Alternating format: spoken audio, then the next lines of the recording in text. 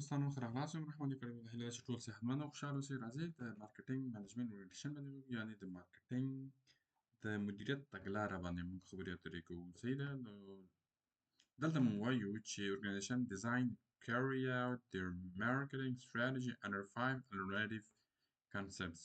ګورئ دوستانو، دا وایي چې کله چې موږ یا یو کمپنۍ یا organization غواړي چې مثال خپل strategiانې د مارکیټینګ په برخه کې مخ ته یوسي، نو دلته 5 مفاهیم دي چې هغه تر عنوان لاندې هغه خپل strategiان یې مخ ته وړي. ګوره خپل تګلاره مخ ته وړي. کله چې مارکیټینګ یا بازار موندنې هغه strategy مخ ته وړي، نو دلته څو 5 مفاهیم او 15 تګلاره دلته وجود لري چې د هغې په بنیاد باندې هغوی خپل مارکیټینګ هغه strategy مخ ته وړي. لومړی د پروډکشن کنسپټ. ګوره دوستانو، پروډکشن کنسپټ هدف دا دی چې کله یو کمپنۍ غواړي چې مثال خپل تولید وکړي، نو پروډکشن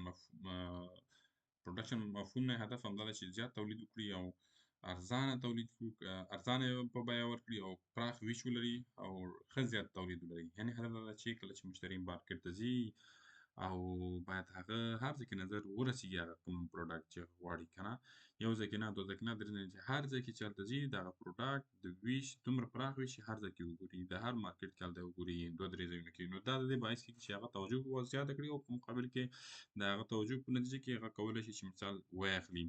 او دا د مشتري د توجه د جلب لپاره ډېر زیات مهم دی. او د ده په خوا کې محصولات ښه وي او په ارزانه او په اسانۍ سره پیدا شي. نو دا د مفهوم یو هدف دی چې باید واخیستل شي او باید ویې لري دا.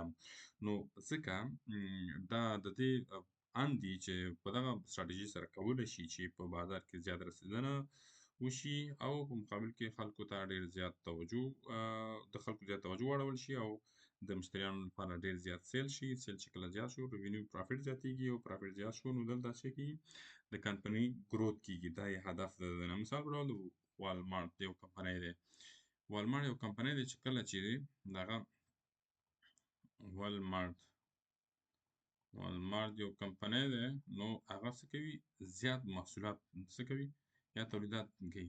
نو د تولیدات په هدف یې همدا دی چې ارزانه او په لوړ ښه کیفیت سره بازار ته وړاندې کړي، تر څو د مشتریانو توجه ورته اضافه شي او ورجلب کړي او په نتیجه کې د هغوی زیات سیلز شي. سیلز په نتیجه کې هغوی ته عاید زیاتېږي، نو ارزانه جوړ او ډېر بازار ته ورسوي.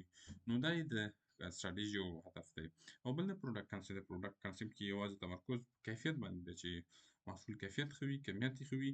نور د مشتري اړتیا ته نه ګوري، د مشتریانو ته نه ګوري، د مشتریانو حالت ته نه ګوري، هېڅ شي ته نه ګوري. یوازې هدف یې همدا دی چې څنګه وکولی شي زیات په پروډکټ باندې فوکس وکړي او کیفیت سره ځکه بازار ته دوی غواړي چې د دې انجي کله چې موږ پروډکټ کنسپټ باندې موږ فوکس وکړو، کله چې موږ پروډکټ ښه کړو، نو دلته مشتري خپله راځي. د دې په نتیجه کې موږ کولی شو چې ډېر زیات خرڅ هم وکړو او د مشتریانو توجه ځان ته کړو. کله چې پروډکټ ښه وي، نو مشتریان خپله هغه راځي او خپله یې اخلي. نو دې کې په پروډکټ کنسپټ کې دلته د کیفیت هدف نوښت پکې باید ښه پکې په دغه راوستل شي، تغییرات راوستل په پروډکټ کې، په محصول کې، او هغه مشتریانو هغه څه چې خوښوي همغسې باید ورته جوړ کړی شي.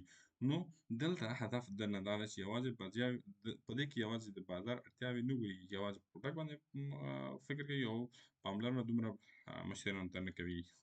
یوازې مشتریانو ته چې دوی خوښوي هغه ګوري، ولې د هغوی انکم ته نه ګوري، د هغوی سوشل سټیټس ته نه ګوري، نور شیانو ته نه ګوري، یوازې په پروډکټ باندې دوی فوکس دی. مثال په ډول زه تا ته وایم چې اپل یوازې خپل کیفیت ته کار کوي، نو بسري ته ګوري، نه بل څه دی. اپل دا یو فکر کوي چې که چېرته موږ ښه پروډکټ ولرو، نو خپله مشتري خپله راځي چې هغه یې واخلي. نو دا اپل کمپنۍ دی چې دوی په خپل محصولاتو باندې زیات فکر کوي او زیات غور کوي او نوښت پکې راولي په خپل محصولاتو کې. نو دا د دې باعث کېږي چې ښه محصول جوړ کړي او مشتري دا فکر کوي چې بیا خامخا واخلي. همدغسې هم کېږي. راځو سیلینګ کنسپټ ته. سیلینګ کنسپټ کې دلته یوازې په سیلینګ باندې هدف دی. یوازې په سیلینګ کې دلته د کوشش کوي چې څومره سیلینګ وکړي هومره دوی ته ګټه رسوي. او د ده په خوا کې بازار موندنه او فعال پلورنه دا د دوی فکر او تمرکز دی په دغه یو strategy کې. مشتریانو محصول په خپله وانخلي، نو باید څه وکړي؟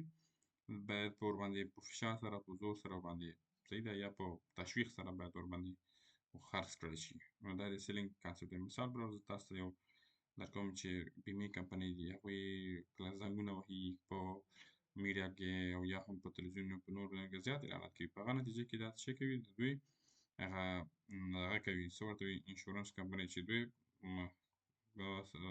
خپل محصولات خرڅوي او خلکو ته تشویق ورکوي او هغوی ته فشارونه برابروي، نو هغوی ته پوهاوی ورکوي چې دا ګټه لري. نو بالاخره هغه قانع کوي او په نتیجه کې دا خپل محصولات ورباندې خرڅوي. یعنې دا په دې معنی چې په ارزانه او په داسې حساب باندې نه خرڅوي چې هغه د مشتریانو ته اړتیا ولري، یا هم یو څوک ورته اړتیا ولري. دا په هغه وخت صورت کېږي چې مشتري په زوره خرڅېږي او مشتري ته خاور نه وي، او یا هم د تشویق په نتیجه کې دی څه وکړي، هغه خرڅلاو وکړي. نو سیلینګ کنسپټ کې همدا ستراتیژي کارول کېږي تر څو مشتریان د ده قانع کړی شي، تر څو دغه محصول چې وکړي ویې او ترې استفاده وکړي او خپل پروډکټ او خپل محصولات د سیلینګ او د خرڅلاو په نتیجه کې خپل عاید ترلاسه کړي. او بل مارکیټینګ کنسپټ دی. مارکیټینګ کنسپټ یوازې د مارکیټینګ فعاله کارونه او د هغوی د په دې کې د مشتریانو اړتیاوې پېژندل او هغوی پوره کول په نتیجه کې دا څه کېږي، دا مخته وړل کېږي. نو دا د دې باعث کېږي چې مشتریانو هغه خپل علاقې په مطابق په خپل وړاندیزونه، خپل هغه خدمات، خپل هغه خدمات او تولیدات هغه وړاندې کړي بازار ته، او د مشتریانو د وړاندیز په حساب باندې تر څو چې د هغوی خوښې وړ ګرځي او په نتیجه کې دغه خپل محصولات ورته ورسول شي. او د دې په خوا کې دوی داسې یو فکر په مفکوره دي چې شرکت یا د کمپنۍ بریا د مشتریانو د رضایت ده. کله چې د مشتریانو رضایت پکې وي، نو هغه په نتیجه کې دلته کنسپټ د دغه کنسپټ په نتیجه کې د مشتریانو کله چې هغه رضایت پکې وي، نو هغه د اوږدمهاله اړیکې جوړوي او په نتیجه کې د یو ثبات عاید دلته ترلاسه کړي او د کمپنۍ د لا پرمختګ باعث کېږي. او همداشان د اړیکه په دغه اړیکه په وفادارۍ بدلېږي، او وفادارۍ په دې معنی چې همیشه مشتري د کمپنۍ هغه محصولات اخلي او هغه نه ترې استفاده کوي. نو دلته زیات فوکس د مشتریانو هغه اړتیاو په کتو سره هغسې کمپنۍ مخته ځي. مثال په ډول زه تاسو ته وایم چې امازون یو د مشتریانو دغه ګوري، څه ورته وایي، د مشتریانو هغه اړتیاوې ګوري، هغه نه بعد څه کوي، خپل محصولات مخته وړي. نو دا ځکه چې زه وایم چې مارکیټینګ کنسپټ چې دی د محصولاتو په کتلو سره په نتیجه کې د هغوی نو امازون همدغه کار کوي چې کله مشتریانو اړتیاوې وګوري، علاقې وګوري، په هغه پسې اسانتیاوې برابروي او فیسیلیټي برابروي او خپل خدمات او سروس ورته وړاندې کوي او همیشه هغه خپل مشتریان پر رضایت باندې خپل کارونه او خپل خدمات مخته وړي او په نتیجه کې د هغوی نو دا چې دی د مشتریانو دغه اړتیاوې په کتو سره او مشتري محوره ستراتیژي ده او د دې باندې مخته وړي، او تر څو چې مشتري رضایت ډېر ورته درنښت دی او ورته ډېر زیات ښه سترګه ګوري، په همغه حساب باندې د مشتري رضایت او علاقې په مطابق خپل هغه خدمات او خپل محصولات وړاندې کوي، تر څو لانګ ټرم ریلیشنشپ ورته سره بلل کېږي.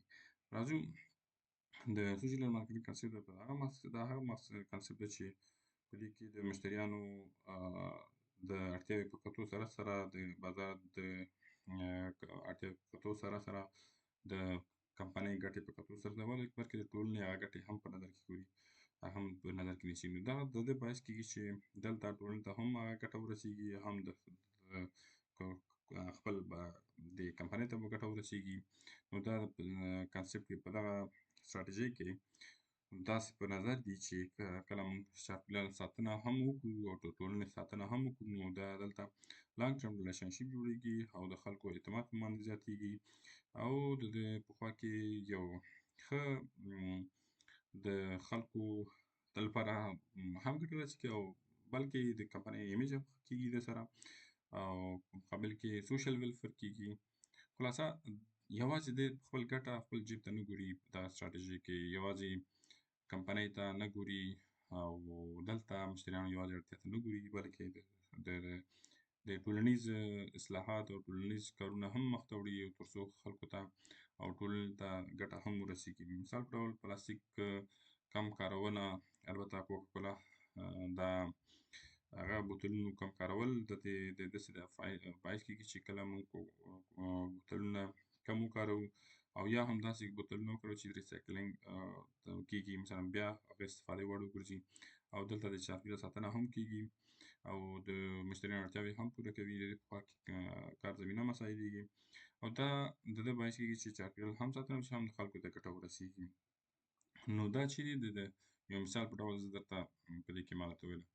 نو هیله ده چې تاسې خوښي وړ ګرځېدلی وي. دا و نننی درس او مارکیټینګ منیجمنټ اورینټیشن کې، او که چېرته څه پیشنهاد، څه انتقاد، څه هر څه چې تاسې او په ډېر په ازدنه سره تاسې موږ سره په کمنټ کې لیکلی شئ، او خپل هغه وړاندیزونه او چې څه تاسې په نظر کې رسېږي، که کمی څه وي، چې هر څه یې تاسې راویلی شئ په کمنټ کې راته شیر کړئ او ویې لیکئ راته، او زه به هغه ته رسېدګي کوم. او تر بیا ښې چارې د الله په امان. السلام علیکم.